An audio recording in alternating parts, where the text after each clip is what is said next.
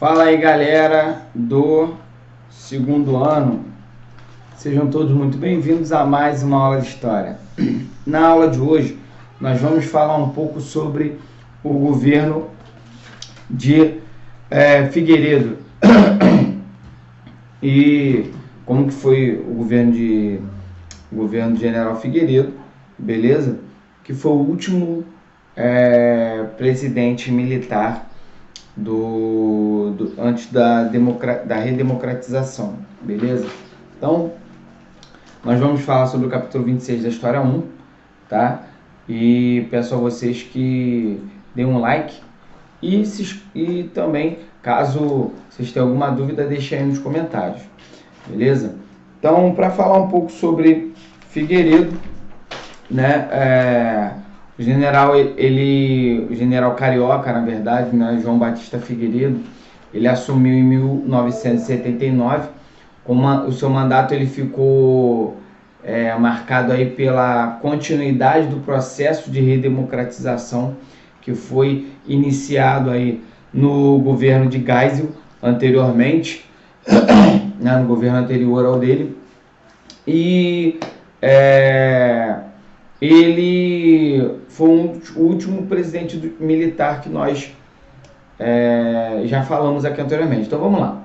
Quando Figueiredo ele assumiu o poder, né, ele sofria com um grande desgaste político que existia naquele período, tá? Por vários grupos da sociedade, até mesmo pela burguesia industrial, que antes era aliada dos militares. De fato, né, a situação econômica que levou a esse processo de rejeição, né, ou de enfrentamento aí aos militares, esse processo da situação econômica, ela era reflexo também do que tinha acontecido fora, né, no mundo. Havia uma recessão no mundo nos anos 80, né? Final dos anos 70, início dos anos 80, já havia sim uma situação econômica mundial complicada. E devido também ao chamado milagre econômico, né, que existiu até então, né, os anos de Figueiredo no governo fizeram com que o povo tivesse esquecido já daquele chamado milagre econômico, que fez com que o Brasil crescesse através de empréstimos e de grandes obras públicas, tá? Mas, na verdade, esse milagre econômico, eles esqueceram o milagre econômico, e o Brasil estava numa grande crise econômica, uma crise econômica gigantesca, né? Aqui, lá na página 11, vem mostrando, né, falando sobre a grande dívida externa, né, que o Brasil aumentou muito a sua dívida externa no período dos militares para fazer aí suas obras, enfim. E também nós temos a grande inflação, né, com remarcação de preços nos supermercados e a perca de poder de compra, né, de poder de compra da população. Uma inflação que chegou a 200%, né, uma inflação gigantesca. E somado a isso, o grande desemprego, que só crescia, né, naquele período, o desemprego crescia muito, né? E também, o que aconteceu? Realmente o Brasil estava, né, vivendo um momento muito difícil, até que os anos 80 eles são conhecidos como os anos perdidos, né, devido a sucessivos problemas que existiram dentro do Brasil, tá? Ainda no primeiro ano aí do mandato de Figueiredo, ele concedeu anistia aos presos políticos e devolveu os direitos individuais aos exilados. Entretanto, né, a medida, né, também beneficiava os agentes do governo que estavam envolvidos em assassinatos, em sumiços de pessoas, torturas, né? Ele assina a lei da anistia, que foi fruto aí de pressões exercidas pelo retorno da normalidade, né?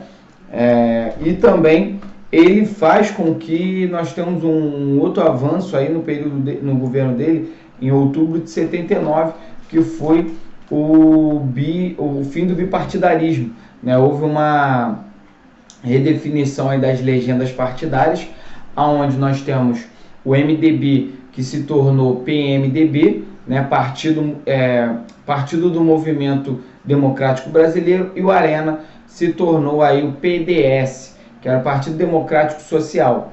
E também houve a criação do PDT, né? Que era o Partido Democrático Trabalhista, né? E também o PTB, que era o Partido Trabalhista Brasileiro.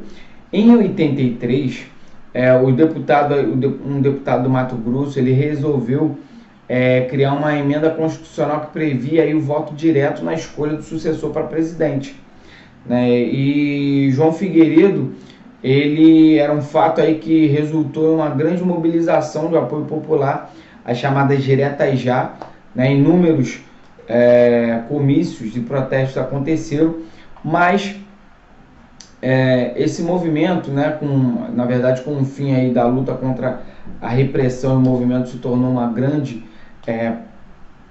promoção, com a adesão aí de de vários artistas e tal, mais de 1,5 milhão de pessoas nas ruas, em movimentações pelo Brasil inteiro, principalmente em São Paulo, né? Houve vários movimentos que não deram muito certo, né? Porque aí faltou alguns votos, né? Acho que, se não me engano, 22 votos, para que esse projeto de lei, né, essa emenda à Constituição, fosse aprovado. Então, na verdade, o governo não foi aprovado, e os próximos presidentes eleitos, né, um dos avanços foram que os próximos presidentes eleitos não eram militares, eram presidentes civis, que foram Tancredo Neves e o Sarney, tá bom? Voltando aqui, fazendo uma síntese, né, é importante nós falarmos que o governo de Figueiredo, ele é marcado, tá? O governo de Figueiredo, ele é marcado pela transição, tá? Por essa transição e também o processo de anistia. Também, como reação ao processo de abertura democrática, vários militares começaram também a se rebelar contra essa situação, por exemplo, né, o ataque lá de 30 de abril de 1981 no Rio de Centro, um ataque à bomba lá no Rio Centro, onde causou também uma grande revolta popular, porque mesmo com as provas, os militares que que estavam sendo investigados foram inocentados por esse ataque, tá? No Rio Centro. Mas, né, o período de Figueiredo é marcado com uma grande crise econômica e também pelos movimentos de direta já lá no ano de 1983, tá bom?